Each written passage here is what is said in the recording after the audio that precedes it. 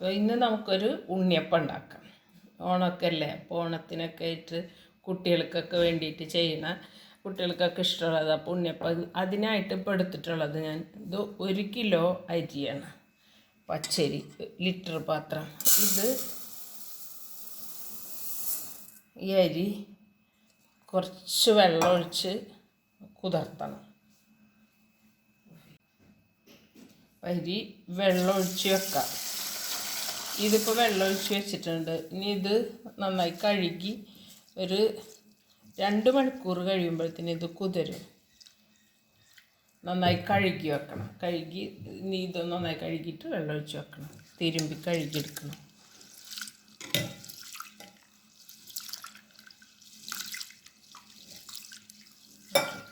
അരി നന്നായി കഴുകി വൃത്തിയാക്കിയിട്ടുണ്ട്. അപ്പോൾ ഇത് നിറച്ച് വെള്ളം ഒഴിച്ച് കുതിർത്താൻ പറ്റും. ഇപ്പോൾ ഇതിന് ഒരു 2 മണിക്കൂർ ഇരുന്ന് കഴിഞ്ഞാൽ നന്നായി കുതിരും. ഇപ്പോൾ നന്നായി കുതിർത്തിട്ട് നമുക്ക് തയ്യാറാക്കാം. കുഴപ്പത്തിനുള്ള ശർക്കര. അപ്പം ഞാൻ 1 കിലോ അരിയാണ് വെള്ളത്തിൽ ഇട്ട് വെച്ചിട്ടുള്ളത്. അപ്പോൾ അതൊന്ന് ഇപ്പോൾ കുതിർന്ന് വരുമ്പോഴേക്കും ഈ ശർക്കര ഒന്ന് ഉരുക്കിയെടുക്കണം. അപ്പോൾ 1 കിലോ അരി എടുത്തിട്ടുണ്ട്. അപ്പോൾ അതിൽ കൂടെ കുറച്ച് ഉണക്കപ്പൊടിയും കൂടെ, നമ്മുടെ വറുത്ത് വെച്ചിട്ടുള്ള പൊടിയും കൂടെ ചേർക്കും. അപ്പോൾ അതിനെല്ലാം കൂടെ കണക്കാക്കിയിട്ട് ഒരു 1/2 കിലോ ശർക്കര. ഇതിപ്പോൾ 1/2 കിലോ. ഇനി മധുരം കൂടുതൽ വേണ്ടവർക്ക് കൂടുതൽ ചേർക്കാം. ഇതൊരു പാകത്തിനുള്ളൊരു മധുരമാണ് ഉണ്ടാവുക. അപ്പോൾ അതിന് 1/2 കിലോ ശർക്കര. അപ്പോൾ അതൊന്ന് 1 ഗ്ലാസ് വെള്ളം, 1/2 കിലോ ശർക്കര പാത്രത്തിലെടുത്തിട്ടുണ്ട്. അതിന് 1 ഗ്ലാസ് വെള്ളം ഒഴിച്ച് ഇതൊന്ന് അലിയിച്ചെടുക്കണം.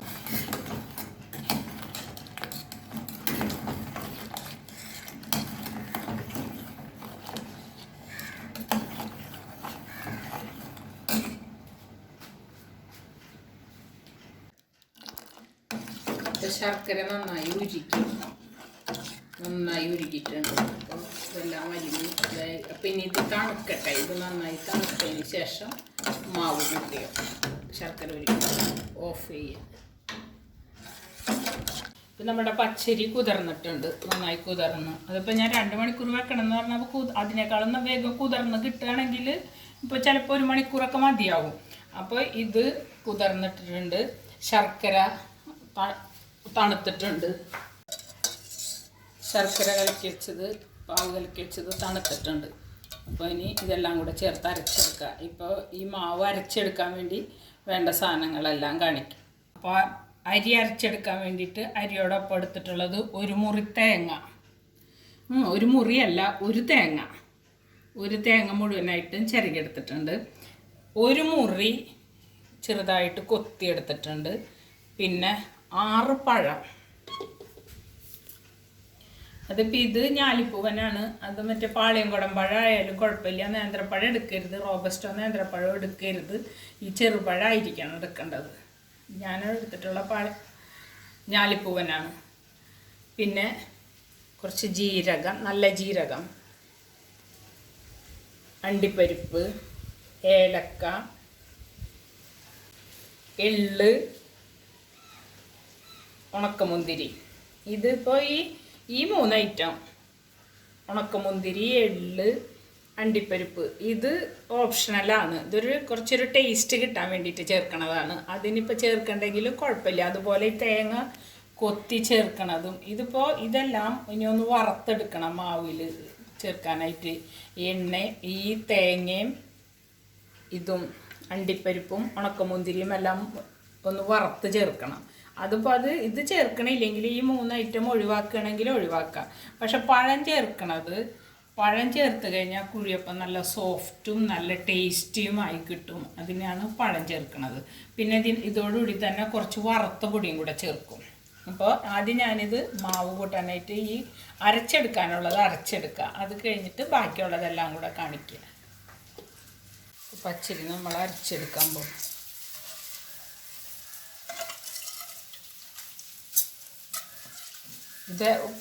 ഇപ്പം ഈ പച്ചരി ഒരുമിച്ചൊരു ജാറിൽ അരച്ചെടുക്കാൻ പറ്റില്ല. അപ്പോൾ നമ്മൾ 2 തവണയായിട്ട്, അതിപ്പോൾ ഒരു ജാറിൽ കൊള്ളണത് മാത്രം എടുക്കാം. ബാക്കിയുള്ളത് വീണ്ടും ആയിട്ട് അരച്ചെടുക്കാം. അപ്പോൾ ഇതിൽ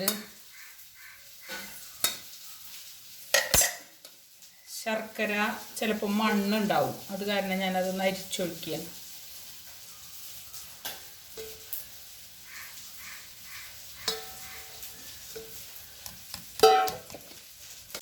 ഇപ്പം ഇതിൽ അരി, ശർക്കര, തേങ്ങ,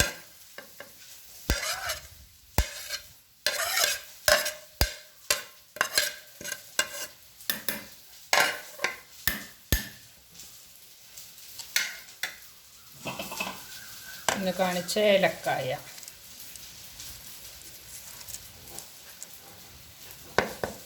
ജീരകം, ഇതിൽ അരി, ശർക്കര, തേങ്ങ, ഏലക്ക, ജീരകം. ഇനിയിപ്പോൾ ഇതിൽ കൂടെ നമുക്ക് ഈ പഴവും കൂടെ ചേർത്ത് കൊടുക്കണം. ഞാൻ 6 പഴം എടുത്ത് വെച്ചിട്ടുണ്ടായിരുന്നു, അപ്പോൾ അതൊന്ന് ചെറുതാക്കിയിട്ടിട്ട് ഈ പഴവും അത് എല്ലാം കൂടെ അരച്ചെടുക്കുമ്പോൾ കുറേശ്ശെ ഓരോന്നിലായിട്ട് ചേർത്തെടുക്കണം. എല്ലാം കൂടെ ഒരു ട്രിപ്പിൽ പോകില്ല, അപ്പോൾ പകുതിയായിട്ട് 2 ഇതിൽ അരച്ചെടുക്കണം.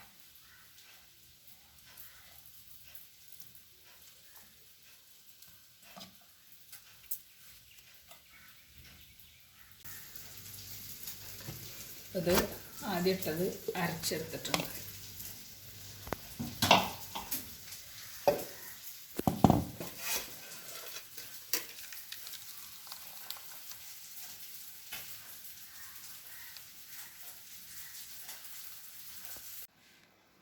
ഇപ്പോൾ ഈ അരി എല്ലാം അരച്ചെടുത്തിട്ടുണ്ട്. ഇപ്പോൾ ഇതിൽ അരി, ശർക്കര, പഴം, ഏലക്ക, ജീരകം.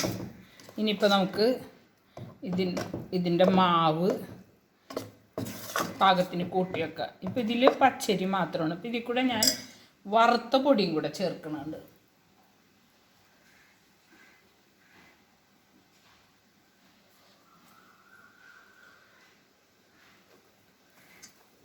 വറുത്ത പൊടി ചേർക്കണത് നന്നായിട്ട് നല്ല സോഫ്റ്റാവും. കുഴിയപ്പം നല്ല സോഫ്റ്റായിട്ട് കിട്ടും. അപ്പോൾ ഇതിൽ 1 കിലോ അരിയാണ് പച്ചരി എടുത്തത്. അപ്പോൾ 2 ഗ്ലാസ് ഈ അളവിൽ ഇതാണ് ഗ്ലാസ്. 2 ഗ്ലാസ് വറുത്ത പൊടി. ഇനി നമുക്ക് ഇതിലേക്ക് പാകത്തിന് ഉപ്പും ആവശ്യമായ വെള്ളവും ചേർത്തിട്ട് മാവ് കൂട്ടി വെക്കാം.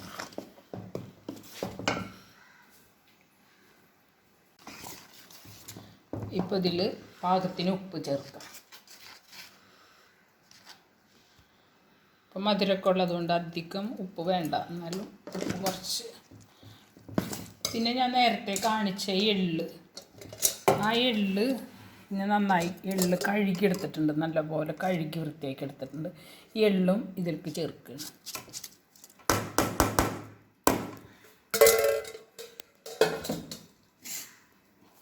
ഇത് അരച്ചിട്ട് ഇതാക്കി എടുത്ത വെള്ളം.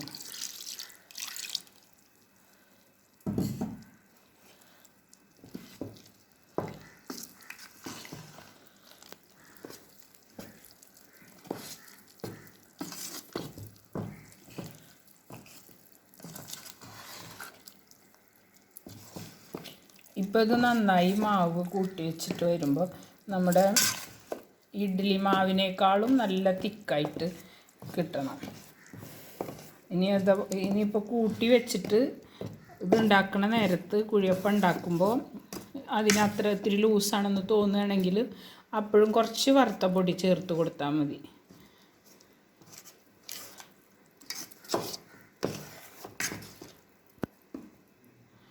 കട്ടയൊക്കെ ഉടച്ച് നന്നായി ഇത് കൂട്ടിയെടുക്കണം.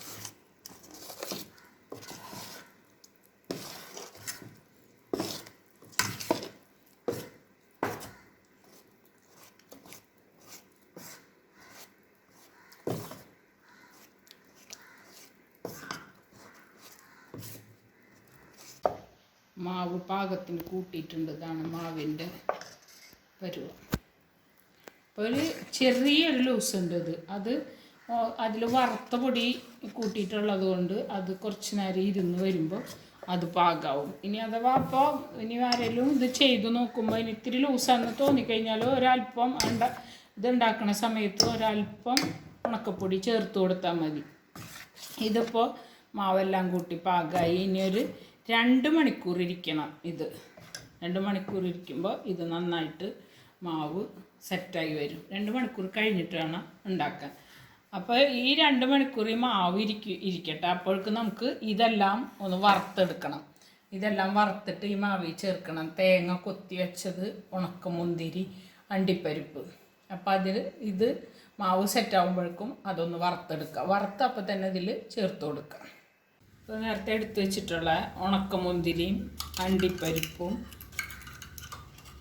തേങ്ങയും ഒന്ന് കൊത്തി വെച്ച തേങ്ങയും വറുത്തെടുക്കണം. അപ്പോൾ അതിന് കുറച്ച് നെയ്യാണ് ചേർത്ത് കൊടുക്കുന്നത്.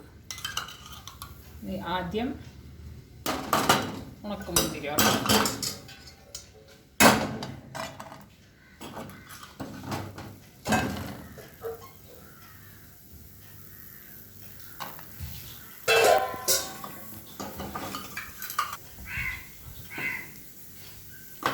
ഈ ഉണക്കമുന്തിരി ഒന്ന് വറുത്തെടുക്കുക.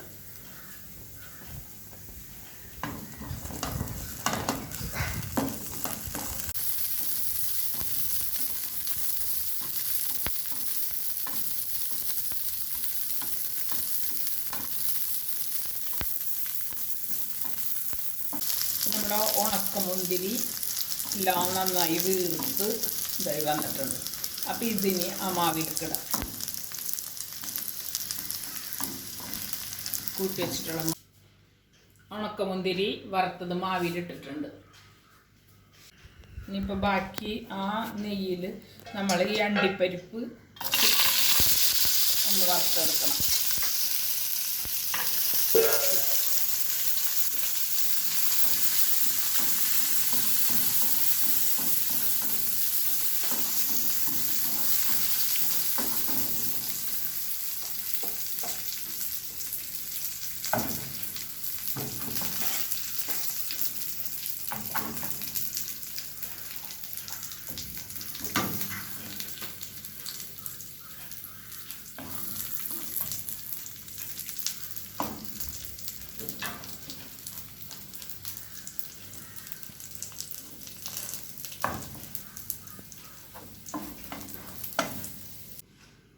അപ്പോൾ ആ നെയ്യിൽ തന്നെ ഇനി നമുക്ക് കൊത്തി വെച്ച തേങ്ങ ഒന്ന് വറുത്തെടുക്കുക.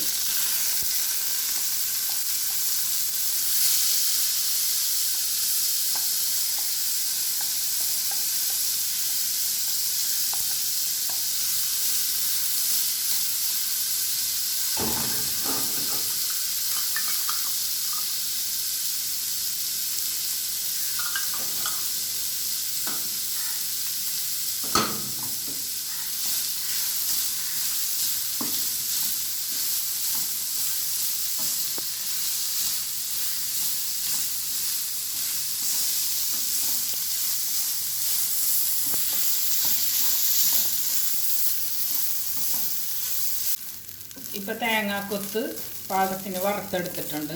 ഇതിപ്പോൾ ഞാൻ നെയ്യിലാണ് ഈ തേങ്ങയും അണ്ടിപ്പരിപ്പും ഉണക്കമുന്തിരിയും എല്ലാം വറുത്തത്. അത് വെളിച്ചെണ്ണ ഒഴിച്ചിട്ടായാലും വറുത്തെടുക്കുക. ഞാൻ നെയ്യിലാണ് വറുത്തെടുത്തത്. പിന്നെ ഇപ്പോൾ ഇത് 3 എണ്ണം ചേർത്തില്ലെങ്കിലും കുഴപ്പമില്ല. ഇതൊരു ടേസ്റ്റ് കൂടുതൽ കിട്ടാൻ വേണ്ടിയിട്ടുള്ളതാണ്.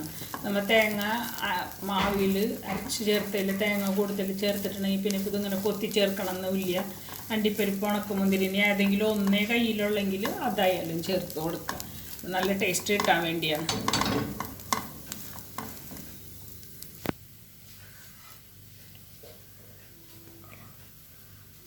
ഇതിപ്പോൾ മാവിലേക്ക് ചേർക്കണം.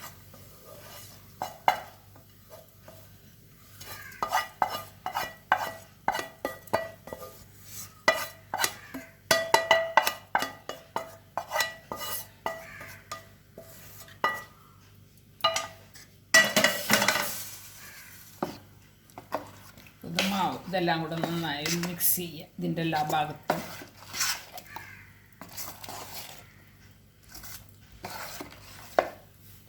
മാവിൽ മിക്സ് ചെയ്ത് ഇപ്പോൾ മാവ് ഈ പരുവായി. 2 മണിക്കൂർ ഇരുന്ന് ഇപ്പോൾ മാവ് കറക്റ്റ് പാകമായി. മാവ് കൂട്ടി വെച്ചിട്ട് ഇരിക്കുമ്പോഴാണ് മാവ് നന്നായി പൊന്തി പാകാവും. അപ്പോൾ ഇതിങ്ങനെ മുറിഞ്ഞ് വീഴുന്ന പോലെ. അപ്പോൾ നല്ല പാകമായി. ഇപ്പം നമുക്ക് ഇനി ഇത് അപ്പം ഉണ്ടാക്കിയെടുക്കാം. ഇപ്പം ചട്ടിയെല്ലാം ചൂടായിട്ടുണ്ട്. അപ്പോൾ ഇതിൽ വെളിച്ചെണ്ണ ഒഴിച്ചു കൊടുക്കുകയാണ്.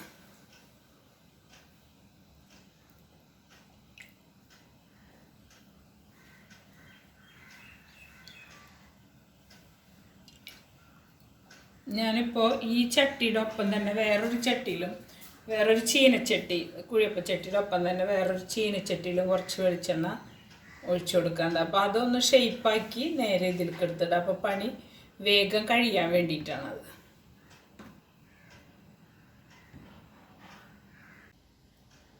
ഇപ്പം നമ്മുടെ എണ്ണ തിളച്ചിട്ടുണ്ട്. അപ്പം ഞാനതിൽ ഒഴിച്ചു കൊടുക്കുകയാണ്.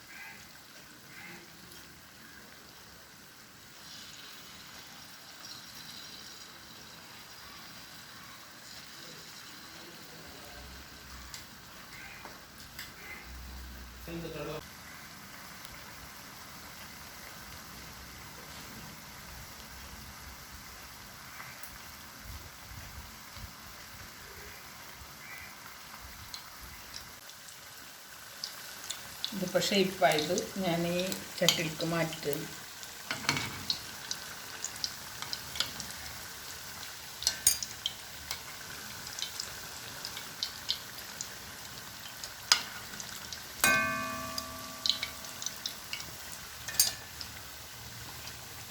ഇതുപോലെ ഇനി ഒരു കുഴിയിൽ വീണ്ടും ഒഴിക്കുക.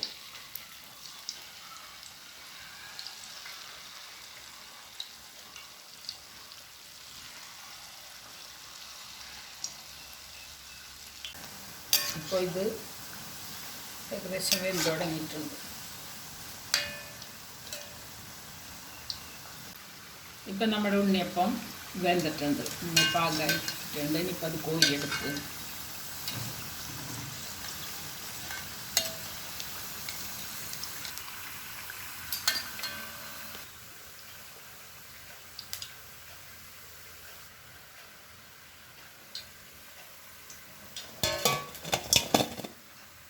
ഉണ്ണിയപ്പം നല്ല ഷേപ്പായിട്ട് നല്ല ഇതിൽ കിട്ടിയിട്ടുണ്ട്. ഷേപ്പായി കിട്ടാൻ ഇത് നിറച്ചൊഴിക്കാതിരുന്നാൽ മതി. ഇതിൻ്റെ കുഴിയുടെ ഒപ്പം ഒഴിച്ചു കഴിഞ്ഞാൽ ഇതുപോലെ നല്ല ഷേപ്പായിട്ട് കിട്ടും. ഇപ്പം നമ്മുടെ കുഴിയപ്പം മുഴുവനായിട്ട് ഉണ്ടാക്കി കഴിഞ്ഞു.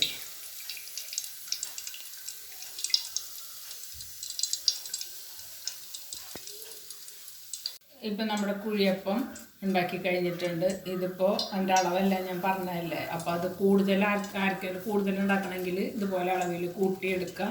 ഇത് നല്ല രുചികരമാണ്, നല്ല ടേസ്റ്റിയാണ് ഈ കുഴിയപ്പം. കുട്ടികൾക്കൊക്കെ ഭയങ്കരമായിട്ട് ഇഷ്ടപ്പെടും. അപ്പോൾ ഇതെല്ലാവരും ചെയ്ത് നോക്കുക. എൻ്റെ ചാനലൊന്ന് സബ്സ്ക്രൈബ് ചെയ്യുക. ഇനി നിങ്ങൾക്ക് എന്തെങ്കിലും കമൻ്റ് ഉണ്ടെങ്കിൽ അതും കൂടെ ചെയ്യാം. ബെല്ലൈക്കൺ കൂടി ഒന്ന് പ്രസ് ചെയ്യുക. എന്തായാലും എൻ്റെ ചാനലൊന്ന് സബ്സ്ക്രൈബ് ചെയ്യണം.